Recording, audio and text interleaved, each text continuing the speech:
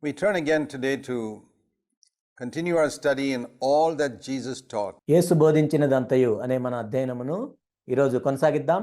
We've been looking at the Gospel of Matthew and seeing what we can learn from Jesus' words, actions, circumstances that he took people through. యేసుక్రీస్తు ప్రభువారు తన జీవితం ద్వారా తన క్రియల ద్వారా అనేక రకాల పరిస్థితుల్లో శిష్యులను తీసుకొని వెళ్ళి వారికి నేర్పించిన విధానాల ద్వారా యేసు బోధించినంతయు మనం చూస్తూ ఉన్నాం. To understand how we are to live our life in obedience to all that he commanded. యేసుక్రీస్తు ప్రభువారు ఆజ్ఞాపించిన దానంతటికి ఏ విధంగా విధేయత చూపించాలో మనం అర్థం చేసుకోవటానికి ప్రయత్నం చేస్తూ ఉన్నాం. We saw the last time how he went through Gethsemane dreading break of fellowship with the Father. What do we learn from that? యేసుక్రీస్తు ప్రభువారు తన తండ్రితో సహవాసాన్ని కోల్పోవాల్సి వస్తుందని ఎంతో భయంతో గెత్సెమనే తోటలో వెళ్ళినట్లుగా మనం చూస్తూ వచ్చాం. దాని నుండి మనం ఏమి నేర్చుకున్నాం? That fellowship with the Father is the most important thing that we can ever desire on earth. ఈ భూమి మీద మరి దేనికంటే కూడా ఎంతో కోరుకోదగింది ఏంటంటే తండ్రితో సహవాసాన్ని కలిగి ఉండటమే. It's the thing that we must value more than anything else on the face of this earth. ఈ భూమి మీద మరి దేనికంటే కూడా ఎక్కువగా తండ్రితో సహవాసానికే విలువివ్వాలి. Fellowship with the Father. తండ్రితో సహవాసాన్ని కలిగి ఉండటం. Everything else is unimportant. మిగిలిందంతా కూడా అంత ప్రాధాన్యమైనదేమి కాదు. We don't understand the value of that, and that's why we sin so lightly. Every time we sin, our fellowship with the Father is broken. మనము తండ్రితో ఉన్న సహవాసానికి విలువ ఇవ్వం కాబట్టి మనం ఎంతో తేలిగ్గా పాపం చేస్తూ ఉంటాం. మనం పాపం చేసిన ప్రతిసారి కూడా తండ్రితో ఉన్న సహవాసాన్ని మనం కోల్పోతాం. We must learn to value fellowship with the Father so intensely. That's what will help us to hate sin. తండ్రితో సహవాసాన్ని మనం ఎంతో తీవ్రంగా కోరుకున్నట్లయితే మనం పాపం చేయకుండా ఉండటానికి అదే మనకు సహాయం చేస్తుంది. And that's what we learn from that example of Jesus dreading to drink that cup. యేసుక్రీస్తు ప్రభువారు ఆ గిన్నెలో త్రాగటానికి ఎంతో భయపడుతూ ఉన్నారు. దాని నుండి మనం అదే నేర్చుకోవచ్చు. We must also come to the place where we dread any break of fellowship with the Father which can come through. ఏ పరిస్థితి ద్వారా అయినా తండ్రితో సహవాసాన్ని కోల్పోయే పరిస్థితి వచ్చినప్పుడు దానికి మనం ఎంతో భయపడటం నేర్చుకోవాలి. Something wrong that we have done where we have violated our conscience and not listened to the Holy Spirit. మనం ఏదైనా తప్పు చేయటం ద్వారా అది రావచ్చు. మన మనస్సాక్షి గద్దించినా కానీ మనం వినకపోవటం ద్వారా రావచ్చు. పరిశుద్ధాత్ముడు చెప్పినా కానీ దానికి అవిధేయత చూపించటం వల్ల కూడా ఇది రావచ్చు. That's how break of fellowship with the Father comes for us. ఆ విధంగా తండ్రితో మనం సహవాసం కోల్పోవటం అనేది జరుగుతూ ఉంటుంది. And that is sin. అదే పాపము. Sin results in a break of fellowship with the Father. పాపం అనేది ఏం చేస్తుందంటే తండ్రితో సహవాసాన్ని కోల్పోయేటట్లు చేస్తుంది. And that's what the Lord wants to. That's what he died to deliver us from. యేసుక్రీస్తు ప్రభువారు మరణించింది దేనికంటే దీని నుండి విడుదలనివ్వటానికే. He died in order that our fellowship with the Father might never be broken. తండ్రితో మన సహవాసము ఒక్కసారి కూడా కోల్పోకుండా ఉండాలని యేసుక్రీస్తు ప్రభువారు మరణించారు. Look at sin like that. పాపాన్ని ఆ విధంగా చూడండి. He died so that I might be freed from sin means he died so that my fellowship with the Father might never be broken. ఆయన ఎందుకు చనిపోయాడంటే నా పాపం నుండి విడుదల పొందటానికి. నా పాపం నుండి విడుదల పొందటం అంటే తండ్రితో ఒక్కసారి కూడా సహవాసాన్ని కోల్పోకుండా ఉండాలి. He was willing to break fellowship with the Father, which he valued so much. ఆయన ఎంతో విలువిచ్చిన తండ్రితో సహవాసము అనే దాన్ని కోల్పోవటానికి ఆయన ఇష్టపడ్డాడు. So that my fellowship with the Father may never be broken. ఎందుకంటే తండ్రితో నా సహవాసాన్ని నేను ఎప్పటికీ కోల్పోకుండా ఉండటానికి. When you look at it like that, we value fellowship with the Father. ఆ విధంగా మనం చూసినట్లయితే తండ్రితో సహవాసానికి మనం ఎంతో విలువిస్తాం. While he was still speaking, Matthew 26:47, behold, Judas, one of the 12, came up accompanied by a great multitude with swords and clubs, and he was betraying him, gave them a sign saying, whomever I shall kiss, he's the one, seize him. ఆ తర్వాత మత్తయి సువార్త 26:47 మనం చూసినట్లయితే ఆయన ఇంకనూ మాట్లాడుచుండగా 12 మందిలో ఒకడు యోధా వచ్చెను. వానితో కూడా బహు జన సమూహము కత్తులు గుదేలు పట్టుకొని ప్రధాన యాజకుల యొద్ద నుండి ప్రజల పెద్దల యొద్ద నుండి వచ్చెను. ఆయన్ను అప్పగించువాడు నేనెవరిని ముద్దు పెట్టుకొందునో ఆయనే యేసు, ఆయన్ను పట్టుకొనుడని వారికి గుర్తు చెప్పెను. Really amazing how Judas could betray someone who was so kind to him. యోధా పట్ల ఎంతో కనికరం కలిగిన ప్రభువుని అప్పగించటానికి యోధా సిద్ధపడ్డాడు. ఇదంతా ఆశ్చర్యకరం. I think he was a bit disturbed that Jesus was not really taking over power as a ruler. యేసుక్రీస్తు ప్రభువారు ఒక రాజుగా ఒక అధిపతిగా రాజ్యాన్ని తీసుకోవట్లేదు కాబట్టి యోధా ఎంతో కలవరపడ్డాడు. And destroying the Romans, he thought he could sort of be the prime minister under Jesus or something like that. రోమీయులను ఓడించి యేసు ప్రభు అధిపతిగా ఉన్నట్లయితే నేను ఒక ప్రధానమంత్రిగా ఉండొచ్చని అలాంటిదేదో అనుకున్నాడు యోధా. And he found Jesus was not at all interested in political power. కానీ యేసుక్రీస్తు ప్రభువారికి ఈ రాజకీయ అధికారము శక్తి మీద ఎటువంటి ఆసక్తి లేదనే విషయాన్ని యోధా గ్రహించాడు. And Judas was disappointed. దాన్ని బట్టి యోధా ఎంతో నిరాశ చెందాడు. He was only interested in changing people's souls, and Judas Iscariot was not interested in that. యేసుక్రీస్తు ప్రభువారు మానవుని యొక్క ఆత్మలను మార్పు చెందించటం మీద ఆసక్తి కలిగి ఉన్నాడు, కానీ యోధాకి అటువంటి ఆసక్తి ఏమీ లేదు. And so he went up to Jesus and said, "Hail, Rabbi." He never called him Lord. He would always call him Rabbi, and kissed him. వెంటనే యేసునొద్దకు వచ్చి బోధకుడా నీకు శుభమని చెప్పాడు. ఆయన ఎప్పుడు ప్రభువా అని పిలవలేదు యోధా, బోధకుడా అని మాత్రమే పిలిచాడు. ఆయన్ను ముద్దు పెట్టుకొనెను. And Jesus said to him, "Friend." He called Peter Satan in rebuking him, but when he spoke to Judas, he called him friend. అప్పుడు యేసుక్రీస్తు ప్రభువారు యోధాతో ఈ విధంగా అన్నాడు, చెలికాడా. పేతురునైతే సాతానా అని పిలిచాడు పేతురుని గద్దించినప్పుడు, కానీ ఇక్కడ యోధాతో చెలికాడా, స్నేహితుడా అని పిలుస్తూ ఉన్నాడు. And said, "Do what you have come for." He had nothing in his heart. నీవు చేయవచ్చినది చేయమని అతనితో చెప్పాడు. యేసుక్రీస్తు ప్రభువారు యోధాకి విరోధంగా తన హృదయంలో ఏది పెట్టుకోలేదు. He wanted to let Judas know, "I've got nothing against you. I know what you're going to do. నువ్వేం చేయబోతున్నావో నాకు తెలుసు అని యోధాకి వ్యతిరేకంగా ఏమీ పెట్టుకోలేదు ప్రభు. But you're my friend." And even that did not melt the hard heart of Judas. నీవు నా స్నేహితుడివి అని యేసు ప్రభు చెప్పారు.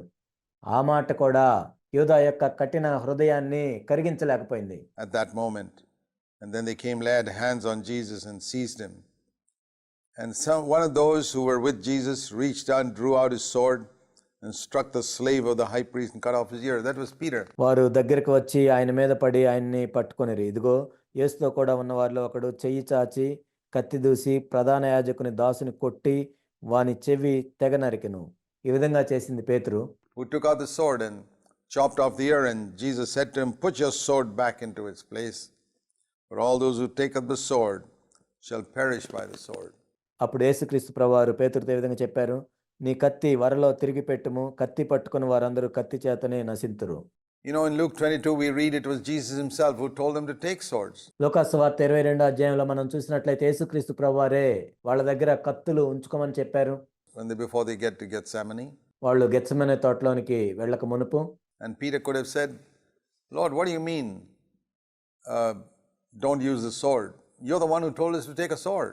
అప్పుడు పేతురు అని ఉండొచ్చు, ప్రభువా కత్తి వాడొద్దని ఎందుకు చెప్తున్నారు, మీరే కదా కత్తి పెట్టుకోమని చెప్పారు. And that's why we brought it. అందుకే మేము కత్తిని తీసుకొని వచ్చాం, To defend you. మిమ్మల్ని కాపాడటానికి. And Jesus said, "That's not what I asked you to bring the sword for. You must never use the sword in attack." మిమ్మల్ని కత్తి తీసుకొని రమ్మని చెప్పింది అందుకు కాదు, మీరు కత్తిని ఎప్పుడు దాడి చేయడానికి ఉపయోగించకూడదు.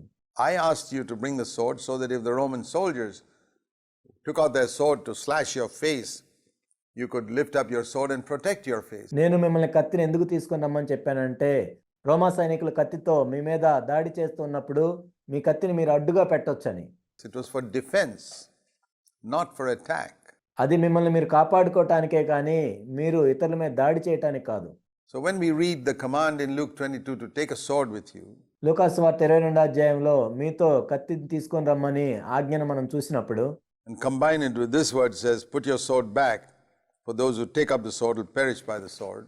ఇక్కడ ఈ వచనంతో మనం పోల్చి చదివినట్లయితే, నీ కత్తి వరలో తిరిగి పెట్టుము, కత్తి పట్టుకుని వారందరూ కత్తి చేతనే నశిస్తారు. To take the sword with you is for defense. To take up the sword is to attack people. He says that's completely wrong. నీ కత్తిని నువ్వు కాపాడుకోవటానికి ఉపయోగించవచ్చు, కానీ నీ కత్తి ఎత్తి వేరే వాళ్ళ మీద దాడి చేయటం అనేది అది అంగీకరించబడదు, తప్పది. It's wrong for us to attack people, but it's perfectly all right for us to defend ourselves when we are attacked. ఇతరులు మన మీద దాడి చేసినప్పుడు మనల్ని మనం కాపాడుకోవచ్చు, కానీ మనము ఇతరుల మీద దాడి చేయటం అనేది సంపూర్ణంగా తప్పది. That is the message we get from putting those two verses together about having a sword but not taking it out to attack people. ఈ రెండు వచనాలను పోల్చి చూడటం ద్వారా దాన్నే మనం నేర్చుకుంటాము. మన దగ్గర కత్తిని ఉంచుకొని ఆ కత్తితో ఇతరుల మీద దాడి చేయకుండా ఉండటం. And then Jesus said further, if you take up the sword, you'll perish with the sword. యేసుక్రీస్తు ప్రభువారు చెప్తున్నారు, నీవు కత్తిని పట్టుకున్నట్లయితే నీవు కత్తి చేతనే నశిస్తావు. ఇదెంతో ప్రమాదకరమైన మార్గము. So it's dangerous to go in this attacking way. Verse 53, don't you think that I could appeal to my Father? You think I cannot appeal to my Father right now and he will put at my disposal 72,000 angels, 12 legions of angels. One legion is 6,000 angels. ఇక్కడ యేసుక్రీస్తు ప్రభువారు 53వ వచనంలో ఈ విధంగా చెప్తూ ఉన్నారు, ఈ సమయమున నేను నా తండ్రిని వేడుకొనలేననియు వేడుకొనిన యెడల ఆయన 72,000 మంది దేవదూతలను ఇప్పుడే నాకు పంపిస్తాడు. 12 సేనా వ్యూహములు, ఒక్కొక్క సేనా వ్యూహము 6,000 మంది యోధులు ఉంటారు. 72,000 angels can come down here right now if I just ask my Father. నా తండ్రిని నేను ఇప్పుడు వేడుకుంటే 72,000 మంది దూతలు ఇక్కడికి వస్తారు. And we read in the Old Testament that in the time of Hezekiah, one angel killed about 180,000 of the enemies of the Lord. మనం పాత నిబంధనలో చూసినట్లయితే హిజ్కియా కాలంలో ఒక్క దేవదూత 180,000 మంది సైనికుల్ని చంపేసినట్లుగా మనం చూస్తాము. Can you imagine what 72,000 angels could have done? 72,000 మంది దేవదూతలు ఏమి చేస్తారో మీరు ఊహించగలరా? And the Lord said, no, I'm not going to ask for that. కానీ ప్రభు ఏమన్నాడంటే దాని గురించి నేను అడగను. Because then how will the scripture be fulfilled? If I ask God to protect me from all types of problems, how will the scripture be fulfilled? ఇలాగూ జరగవాలని లేఖనము ఎలాగూ నెరవేరునని అతనితో చెప్పెను. ఒకవేళ నేను ఈ విధంగా పంపించమని తండ్రిని అడిగినట్లయితే లేఖనం ఏ విధంగా నెరవేర్చబడుతుంది? And we need to apply that in our life also. If I ask God to protect me from every single problem in life, how will I fulfill my ministry? మన జీవితంలో దీన్ని అన్వయించుకోవాలి. ప్రతి సమస్య నుంచి కాపాడమని మనం దేవుణ్ణి అడిగినట్లయితే మరి మన జీవితంలో మన పరిచర్యను మనం ఏ విధంగా ముగించగలం? How then shall the scriptures be fulfilled? So prayer is not a means of asking God to save us from all problems and protect us from all calamities. No. మరి లేఖనములు ఎలా నెరవేర్చబడతాయి? ప్రార్థన అంటే ప్రతి కష్టమైన సమస్య నుంచి పరిష్కరించమని లేక ఏ ప్రమాదము ఏ ఇబ్బంది జరగకుండా కాపాడమని అడగటం కాదు. God allows some things to happen in our lives so that we can have a ministry. కొన్ని విషయాలు మన జీవితంలో జరిగేటట్లు దేవుడు అనుమతిస్తాడు. ఆ విధంగానే మనం పరిచర్యను కలిగి ఉంటాం. I mean, if Jesus had got the angels down to protect him at that time, he would not have fulfilled his ministry. ఒకవేళ ఆ సమయంలో యేసుక్రీస్తు ప్రభు కోసం దేవదూతలు వచ్చినట్లయితే ప్రభు యొక్క పరిచర్యను ఆయన ముగించేవాడు కాదు. And if God protects us from all types of problems in this world, we will not have a ministry to others. ఈ లోకంలో ప్రతి సమస్య నుండి ప్రభు మనల్ని కాపాడినట్లయితే ఈ లోకంలో మనం పరిచర్యను కలిగి ఉండలేము. Sometimes we have to go through what other people go through in order for us to empathize with their problems. కొన్నిసార్లు ఇతరులు వెళ్ళే పరిస్థితుల్లో గుండా మనం వెళ్ళాలి. ఆ విధంగానే వాళ్ళని మనం అర్థం చేసుకొని వాళ్ళ ఏళ్ల సానుభూతిని చూపించగలం. And that's why God does not protect his children from certain types of sufferings. అందుకే దేవుడు తన పిల్లలను కొన్ని రకాల శ్రమల నుండి ఆయన కాపాడు. We've got to go through in India crowded trains and standing in long queues. భారతదేశంలో మనం కూడా బాగా రద్దీగా ఉన్న రైళ్లలో ప్రయాణించాలి. క్యూ ఎంతో పెద్దగా ఉన్న చోట నిలబడాలి. To get things done and going to government offices ఆ విధంగా మన పనులు ముగించుకోవటానికి ప్రభుత్వ ఆఫీసుల్లోకి మనం వెళ్ళాలి. and waiting hours on end and going back again and again to get a permit or something like that. గంటల కొద్దీ అక్కడ వేచి ఉండి మరలా ఆఫీసుల చుట్టూ తిరగాలి పర్మిషన్స్ కోసం. Because that's what everybody else in our country is going through. ఎందుకంటే మన దేశంలో అందరూ దీని గుండానే వెళ్తారు కాబట్టి. And sometimes, very often, God doesn't shorten the process and make it easier for us. తరచుగా దేవుడు మన పరిస్థితులన్నింటినీ సుగమం చేసి మన అడ్డంకులన్నింటినీ వెంటనే తొలగించడు. By removing all the roadblocks. We face the same roadblocks that everybody in our country faces. మన దేశంలో ప్రతి ఒక్కరూ వేటినైతే ఎదుర్కొంటారో మనం కూడా వాటినే ఎదుర్కొంటాం.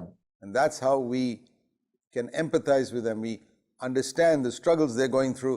ఆ విధంగా వాళ్ళ ఏళ్ళ మనం సానుభూతి చూపిస్తాం. వాళ్ళు దేని గుండా వెళ్తున్నారో అర్థం చేసుకోగలుగుతాం.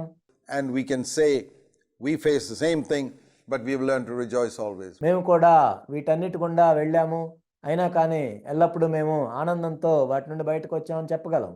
We've learned to trust God to help us. We've learned to be anxious for nothing. ఆ పరిస్థితుల్లో దేవుని యందు నమ్మకం ఉంచడం మేము నేర్చుకున్నాము. దేని గురించి చింతపడకుండా ఉండటం నేర్చుకున్నాము.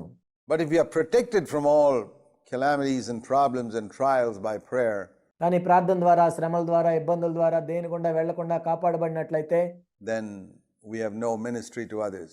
అప్పుడు ఇతరులకు మనం చేసే పరిచర్య ఏమీ ఉండదు. So he says, I'm not going to call 72,000 angels come protect me. No. 72,000 మంది దేవదూతలు వచ్చి నన్ను కాపాడమని నేనేమి పిలవను. Let the scriptures be fulfilled. ఆ విధంగా నా జీవితంలో లేఖనములు నెరవేర్చబడాలి.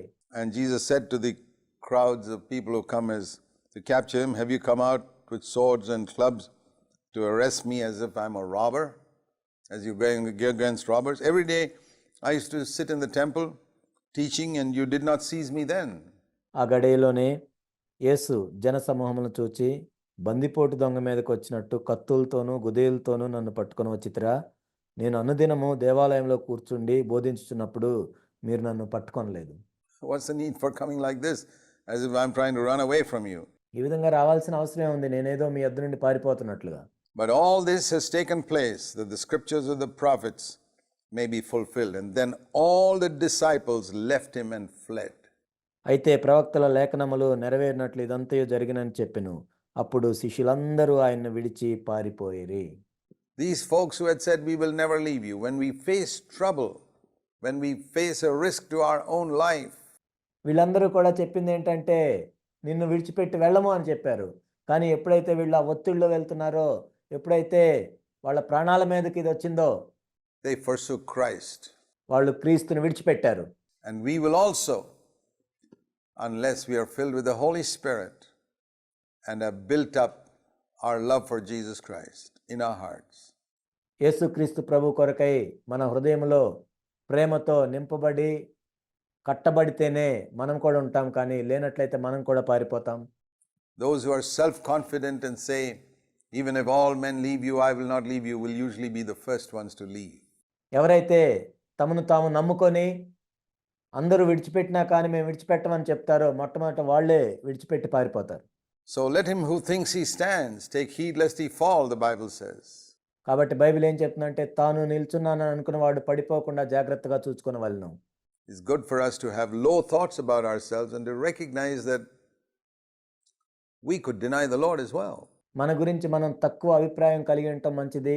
నేను కూడా ప్రభువుని ఎరగనని చెప్తాను అని మనం ఆలోచనలు కలిగి ఉండటం మంచిది. And then those who had seized Jesus led him away to Caiaphas, the high priest, where the scribes and the elders were gathered together. And Peter also was following at a distance, as far as the courtyard of the high priest, and entered in and sat down with the officers to see the outcome. యేసును పట్టుకున్న వారు ప్రధాన యాజకుడైన కయప యొద్దకు ఆయన్ను తీసుకొని పోగా అక్కడ శాస్త్రులను పెద్దలను కూడి ఉండిరి. పేతురు ప్రధాన యాజకుని ఇంటి ముంగట వరకు ఆయన దూరం నుండి వెంబడించి లోపలికి పోయి దీని అంతమేమవునో చూడవలనని బంట్రోతులతో కూడా కూర్చుండెను.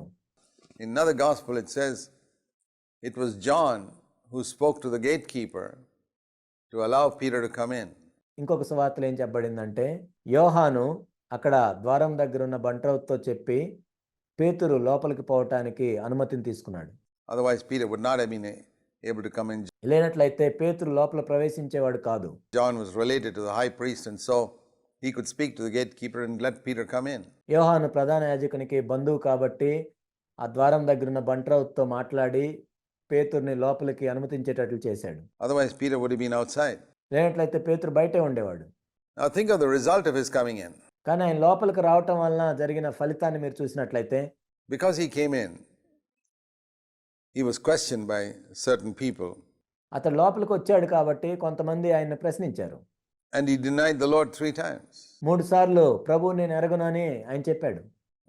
Once a servant girl asked him, said, I know this man, and he denied it. And ఒక పని అమ్మాయి పేతురుని అడిగింది, నీవు కూడా వారిలో ఒకడివి కదా అని అడిగినప్పుడు ఆయన నేను ఎరగనని చెప్పాడు పేతురు. and he let down the Lord. So it all began with John speaking to the gatekeeper and asking Peter to come in. ఇదంతా ఎలా ప్రారంభమైందంటే యోహాను వచ్చి ఆ ద్వారం దగ్గర ఉన్న బంట్రోతుతో పేతురుని లోపలికి పంపించమని అడిగాడు కాబట్టి. And he must have thought later on, boy, I wish John hadn't spoken to the gatekeeper. ఆ తర్వాత పేతురు ఇలా అనుకొని ఉండొచ్చు, యోహాను ఆ బంట్రౌతుతో మాట్లాడుకుని ఉంటే బాగుండేదేమో. If he hadn't spoken, I wouldn't have got in and I wouldn't have been tempted. ఒకవేళ యోహాను మాట్లాడకుండా ఉంటే నేను లోపలికి వెళ్ళేవాడిని కాదు, శోధించబడి ఉండేవాడిని కాదు. But God allows us to be tempted, కానీ మనం శోధించబడినట్లు దేవుడు అనుమతిస్తాడు. maybe to show us our weakness if we are too proud, మనం గర్విష్ఠులుగా ఉన్నట్లయితే మనం ఎంత బలహీనమో చూపించటానికి, or to help us to be strong లేక మనం దీనులుగా ఉన్నట్లయితే ఇంకా మనం బలవంతులుగా అవ్వటానికి. if we are humble. You see, we have two things that temptation accomplishes. If you are proud, శోధన అనేది రెండు విషయాలు చేస్తుంది. ఒకవేళ నువ్వు గర్విష్ఠిగా ఉన్నట్లయితే God will allow us to fall in temptation, నువ్వు ఆ శోధనలో పడిపోయేటట్లు దేవుడు అనుమతిస్తాడు. to break us and to show us you are so weak. నువ్వెంత బలహీనుడివో చూపించటానికి, నిన్ను విరగొట్టడానికి, నిన్ను నలగొట్టడానికి, It's impossible for you to overcome. నువ్వు జయించటం అసాధ్యం అని చూపించటానికి. If you're humble, God will give you grace in that temptation కానీ నువ్వు దీనుడిగా ఉన్నట్లయితే ఆ శోధనను జయించడానికి దేవుడు నీకు కృపను అనుగ్రహిస్తాడు. to be an overcomer, and that will make you stronger. నిన్ను జయించేటట్లు చేస్తాడు. ఆ విధంగా నిన్ను బలవంతునిగా చేస్తాడు. So there's a purpose in temptation, కాబట్టి ప్రతి శోధనలో కూడా ఒక ఉద్దేశం ఉంటుంది. to break us or to strengthen us. మనల్ని విరగొట్టడానికైనా లేక మనల్ని బలపరచడానికైనా. God gives grace to the humble, but he opposes the proud. దేవుడు దీనులకు కృప అనుగ్రహించును, గర్విష్ఠులను ఆయన ఎదిరించును. And so when Peter came in, it says the chief priests and the whole council kept trying to obtain false testimony against Jesus in order to put him to death. ప్రధాన యాజకులను మహాసభ వారందరూ యేసును చంపవాలని ఆయనకు విరోధముగా అబద్ధ సాక్ష్యము వెదుకుచుండిరి. They had some semblance of justice.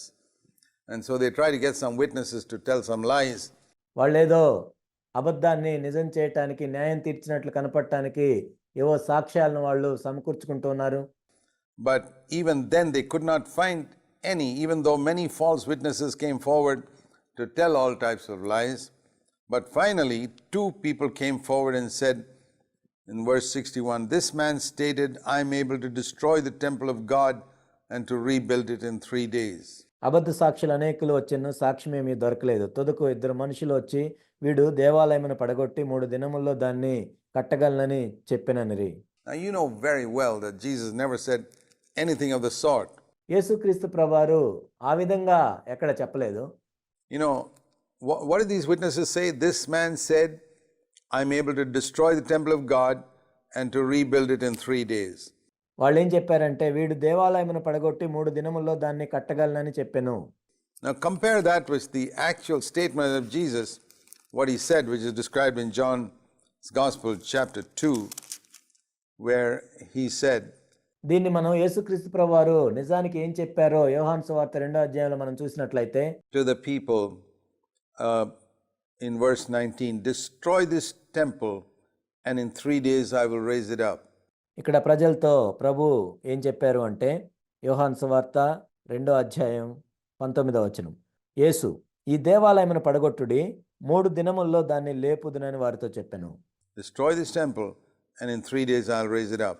ఈ దేవాలయమును పడగొట్టుడి 3 దినముల్లో దాన్ని నేను లేపుదును. This man stated, I am able to destroy the temple of God. That's not what he said. ఇక్కడ వీళ్ళు ఏం చెప్తున్నారంటే నేను దేవాలయాన్ని పడగొడతాను అని చెప్పినట్లుగా చెప్తున్నారు. He never said, I'm going to destroy the temple of God. నేను దేవాలయాన్ని పడగొడతాను అని ప్రభు ఏం చెప్పలేదు. It's just a little addition.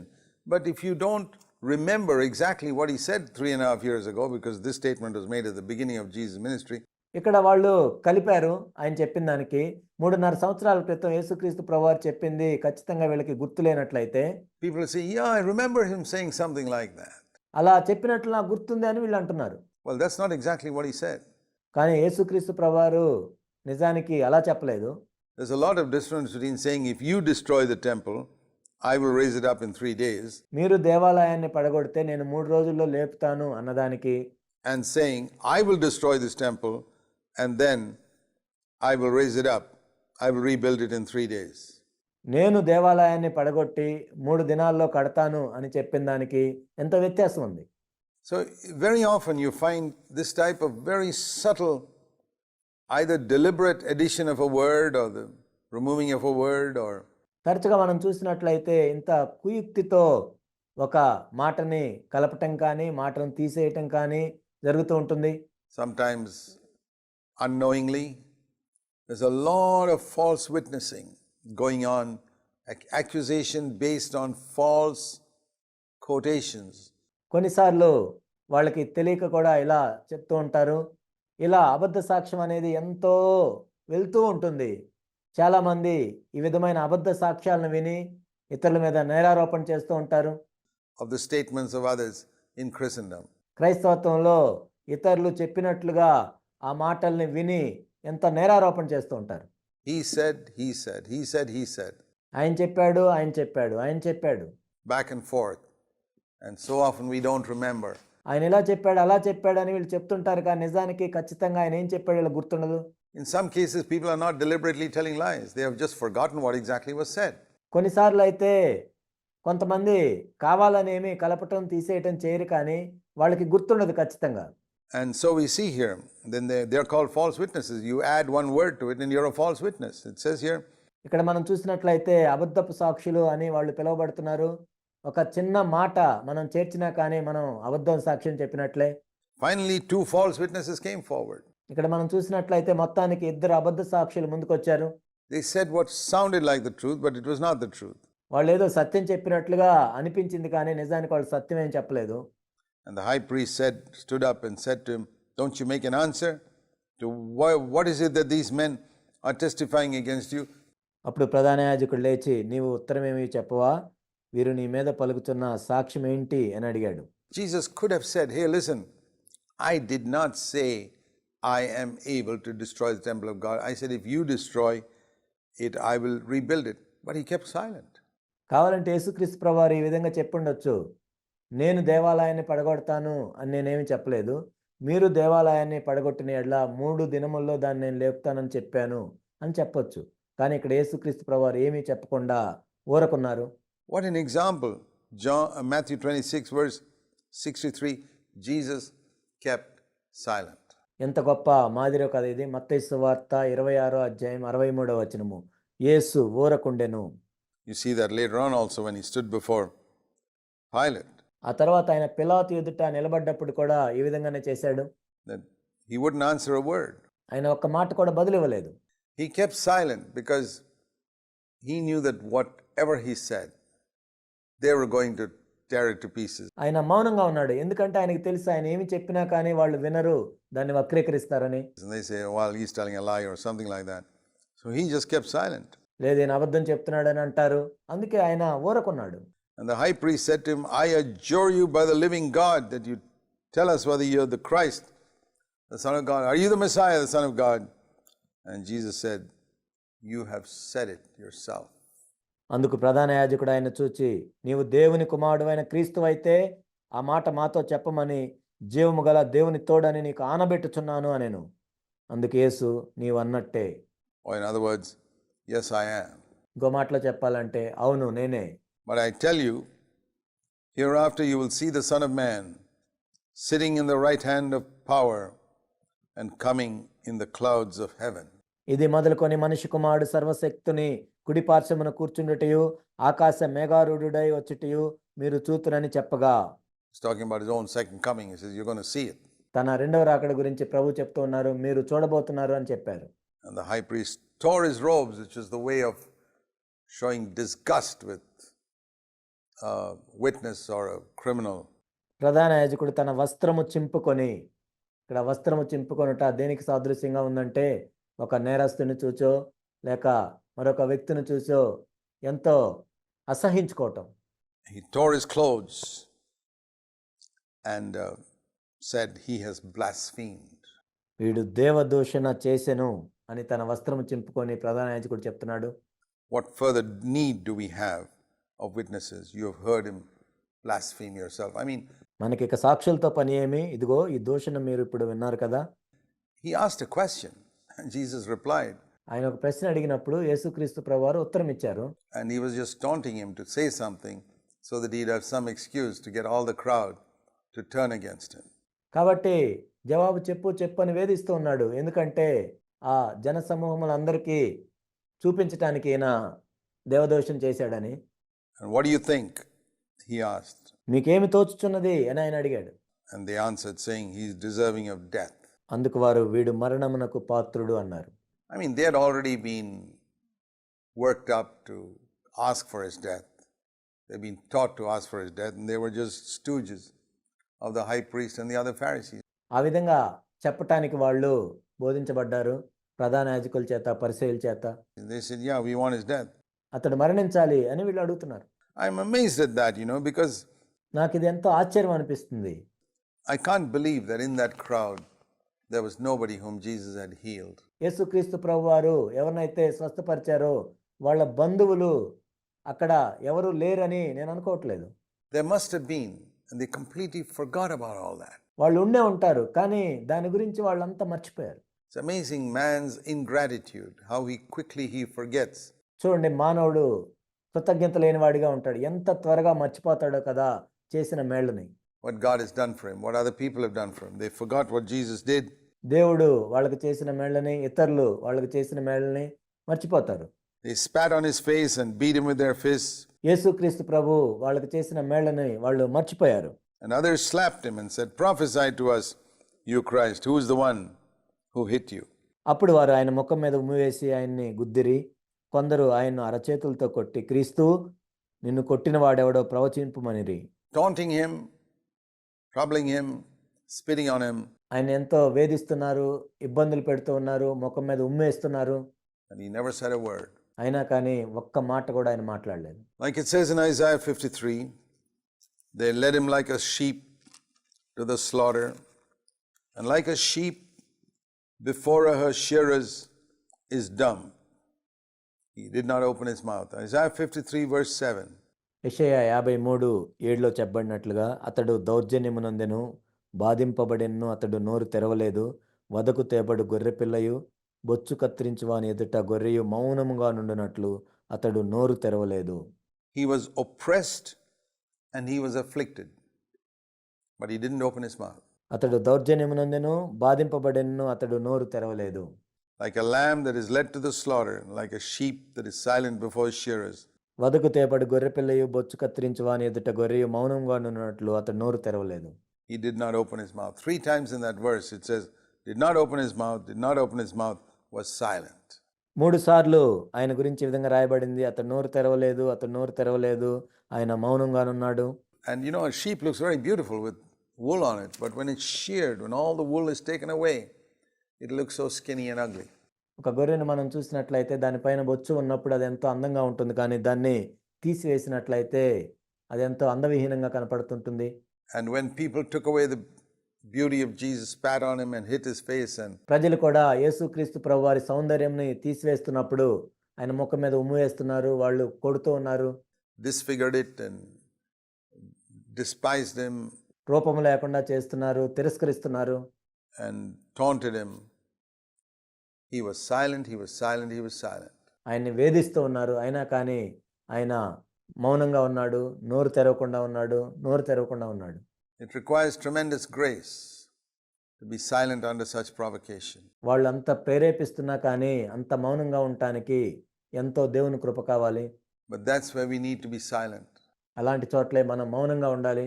Dear brothers and sisters, in the house of God, when we are singing his praise, we need to raise our voice and shout with our lungs from the bottom of our heart. నా ప్రియ సహోదరి సహోదరులారా, దేవుని యొక్క ఇంటిలో మనం పాటలు పాడుతున్నప్పుడు మన స్వరములెత్తి మనం బిగ్గరగా పాటలు పాడాలి. Raise our voice as much as we can. మనం ఎంత బిగ్గరగా వీలైతే అంత బిగ్గరగా మనం పాటలు పాడొచ్చు.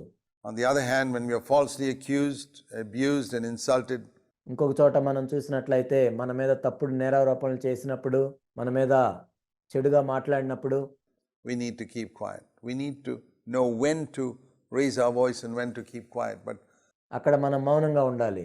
కాబట్టి మన స్వరం ఎక్కడ ఎత్తాలో మనం తెలుసుకోవాలి, మనం ఎక్కడ మౌనంగా ఉండాలో మనం తెలుసుకోవాలి. Alas, what do we see among many believers? Many believers, what we see is in the time of praise, they are usually silent or sort of whispering. కానీ విశ్వాసుల్లో మనం చూసినట్లయితే దేవుని స్తుతించేటప్పుడు వాళ్ళు నెమ్మదిగా గొణుగుతూ ఉంటారు. But when somebody insults them or hurts them, they raise their voice in defense. They are upside down. ఇతరులు వాళ్ళని అవమానించినప్పుడు, ఇతరులు వాళ్ళని గాయపరిచినప్పుడు అప్పుడు వాళ్ళ స్వరం ఎత్తుతారు. వీళ్ళు తలకిందులుగా ఉన్నారు. That's the place you should be silent. It's in the house of God and they're praising him that we should raise our voice. నిజానికి అక్కడ నువ్వు మౌనంగా ఉండాలి. దేవుని యొక్క ఇంట్లో పాటలు పాడుతున్నప్పుడు నువ్వు స్వరములెత్తి పాటలు పాడాలి. That's why Jesus raised his voice when he was sheared like a sheep. He just was silent. బొచ్చు కత్తిరించు వాని ఎదుట గొర్రె పిల్లవలే యేసుక్రీస్తు ప్రభువారు అక్కడ ఉన్నప్పుడు ఆయన మౌనంగా ఉన్నాడు. And it says in verse 69, Peter was sitting outside in the courtyard, and a certain servant girl came to him and said, "You too were with Jesus the Galilean." He denied it before them all, saying, "I don't even know what you're talking about." 69వ వచనంలో మనం చూసినట్లయితే పేతురు వెలుపట్టి ముంగట కూర్చుని ఉండగా ఒక చిన్నది అతని యొద్దకు వచ్చి నీవును గలిలయుడగు యేసుతో కూడా ఉంటివి కదా అన్ను. అందుకతడు నేనుండలేదు, నీవు చెప్పు సంగతి నాకు తెలియదని అందరి ఎదుట నేను. Imagine saying that. We're all scared for our lives. చూడండి, ఆ విధంగా చెప్పటాన్ని ఒకసారి ఊహించుకోండి. మనందరము కూడా మన ప్రాణాల గురించి భయపడతాం. And Peter was scared for his. పేతురు కూడా తన ప్రాణం గురించి తాను భయపడ్డాడు. And he completely forgot about, ignored the matter of being faithful to Christ. క్రీస్తుకు నమ్మకంగా ఉండాలన్న విషయాన్నే అతడు మర్చిపోయాడు. And said, no, I don't know what you're talking about. అసలు నువ్వేం మాట్లాడుతున్నావో కూడా నాకు తెలియదు అన్నాడు. Now, don't judge him and compare yourself with him. Remember, we are living after the coming of the Holy Spirit. కాబట్టి ఇప్పుడు ఆయన్ని మీరు తీర్పు తీర్చొద్దు, మీతో ఆయన్ని పోల్చుకోవద్దు. ఎందుకంటే మనం పరిశుద్ధాత్ముడు వచ్చిన తర్వాత జీవిస్తున్నాం. And if the Spirit of God is come into us, we have a certain strength there. పరిశుద్ధాత్ముడు మన హృదయంలోనికి వచ్చాడు కాబట్టి కొంతవరకు మనకు శక్తి ఉంది, which Peter did not have. కానీ పేతురు ఆ సమయంలో కలిగి లేడు. He was still under the old covenant. ఆయన ఇంకా పాత నిబంధన కిందే ఉన్నాడు. And when you're under the old covenant, you don't have that strength and power నీవు పాత నిబంధన కింద ఉన్నప్పుడు నీకు అంత బలము శక్తి ఉండదు that we can have when we have the Spirit of God dwelling in us. కానీ దేవుని యొక్క ఆత్మ మనలో నివసిస్తున్నప్పుడు మనం బలమును శక్తిని కలిగి ఉండొచ్చు. Every true believer, every true born again believer has got the Spirit of Christ within him. తిరిగి జన్మించిన ప్రతి ఒక్క విశ్వాసి కూడా క్రీస్తు యొక్క ఆత్మను తనలో కలిగి ఉంటాడు. And that gives us strength. And if we are filled with the Holy Spirit, we're strong to stand true to the Lord. పరిశుద్ధాత్మతో మనం నింపబడ్డప్పుడు దేవుని యొక్క సత్యం కోసం మనం బలంగా నిలబడతాం. పరిశుద్ధాత్ముడే మనకు శక్తిని అనుగ్రహిస్తాడు in the time of temptation. Otherwise, we will deny him. Let him who thinks he stands take heed lest he fall. మనము శోధించబడుతున్న సమయంలో మనము నిలబడతాము. లేనట్లయితే మనం కూడా పడిపోతాము. తాను నిల్చున్నానని అనుకున్నవాడు పడిపోకుండా జాగ్రత్తగా చూసుకొనవలెను. And when he had gone out to the gateway, verse 71, another servant girl saw him and said to those who were there, "This man was with Jesus of Nazareth." He says, "I'm sure this man was Jesus of Nazareth. I've seen him with Jesus." అతడు నడవలోనికి వెళ్ళిన తర్వాత మరొక చిన్నది అతన్ని చూచి వీడును నజరేయుడగు యేసుతో కూడా ఉండెనని అక్కడ వారితో చెప్పెను. నేను నిశ్చయంగా చెప్తున్నాను, ఈ వ్యక్తి అతనితో ఉన్నాడు అని చెప్తుంది. And again he denied it, saying, "I don't know who you're talking about. I don't know the man." మరలా చెప్తున్నాడు పేతురు, నువ్వేం మాట్లాడుతున్నావు నాకు తెలియదు, ఆయన ఎవరో నాకు తెలియదు అంటున్నాడు. And a little later, the bystanders came up and said to Peter, "Surely you also are one of them, for the way you talk gives you away." కొంతసేపు అయిన తర్వాత అక్కడ నిల్చున్న వారు పేతురు నద్దకు వచ్చి, నిజమే, నీవును వారిలో ఒకడివే, నీ పలుకు నిన్ను గూర్చి సాక్ష్యం ఇచ్చుచున్నది. And then he began to curse and swear and said, "I don't know the man." And immediately a cock crowed. అందుకతడు ఆ మనుషుని నేను ఎరుగనని చెప్పి శపించుకొనుటకు ఒట్టు పెట్టుకొనుటకు మొదలుపెట్టెను. వెంటనే కోడి కూసెను. And Peter remembered the word which Jesus had said, "Behold, before a cock crows, you will deny me 3 times." And he went out and wept bitterly. కనుక కోడి కూయక మునుపు నీవు నన్ను ఎరుగనని ముమ్మారు చెప్పెదవని యేసు తనతో అనిన మాట పేతురు జ్ఞాపకం తెచ్చుకొని వెలుపలకు పోయి సంతాపపడి ఏడ్చెను. So there we see that the self-confident Peter's strength in himself is shattered, his self-confidence is shattered. He was being circumcised inwardly. ఇక్కడ మనం చూస్తున్నాము, తన మీద తాను ఎంతో నమ్మకం పెట్టుకున్న పేతురు యొక్క స్వీయ నమ్మకం అనేది చెదరగొట్టబడింది. తాను ఎంతో విరగొట్టబడ్డాడు. అంతరంగంలో ఇప్పుడు సున్నతి పొందాడు. Brought to the place where there had no self-confidence at all. The wonderful place of no self-confidence but total dependence upon God alone. ఇప్పుడు ఏ స్థాయికి వచ్చాయంటే తన మీద తాను ఎటువంటి నమ్మకం లేని స్థితికి వచ్చి సంపూర్ణంగా దేవుని మీదే నమ్మకం పెట్టుకునే స్థితికి వచ్చాడు. We see here that a little expression which it's good to think of. ఇక్కడ ఒక అందమైన వ్యక్తీకరణని మనం చూస్తున్నాం. దీని గురించి మనం ఆలోచిద్దాం. Before that, I want you to look at verse 74. Through the crowing of a cock, the Lord reminded Peter, and he went out and wept bitterly. ఇక్కడ వెంటనే కోడి కూసెను, కోడి కూయక మునుపు నీవు నన్ను ఎరుగనని ముమ్మారు చెప్పెదవని యేసు తనతో అనిన మాట పేతురు జ్ఞాపకము తెచ్చుకొని వెలుపలకు పోయి సంతాపపడి ఏడ్చెను. God can use simple things and make us remember promises we made that we have broken. మనం చేసిన వాగ్దానాలు ఏదైతే తప్పిపోయామో వాటిని మనకు జ్ఞాపకం చేయటానికి ప్రభు చాలా సామాన్యమైన విషయాలను కూడా వాడుకోగలడు. Has he ever done some little thing in nature or somewhere, some little unexpected thing to remind you of a promise that you broke? ఈ ప్రకృతికి సంబంధించింది కానీ లేకపోతే దేని ద్వారా అయినా కానీ దేవుడికి నువ్వు చేసిన వాగ్దానాన్ని నీవు తప్పిపోవటాన్ని ఎప్పుడైనా ప్రభు జ్ఞాపకం చేశాడా? To the Lord or to somebody else? ప్రభువుకు కానీ లేక ఇతరులకు కానీ చేసిన వాగ్దానం విషయంలో God does that. And God speaks through animals, the cock crowing, a donkey speaking to Balaam. దేవుడు ఆ విధంగా చేస్తాడు. దేవుడు జంతువుల ద్వారా కూడా మాట్లాడతాడు. ఒక కోడి కుయటం ద్వారా లేక బిలాముతో గాడిద మాట్లాడటం ద్వారా. Yes, he can use animals too. దేవుడు జంతువులను కూడా వాడుకుంటాడు. But the other thing I want to show you is in verse 73, where one of the bystanders came up, said to Peter, the way you talk gives you away.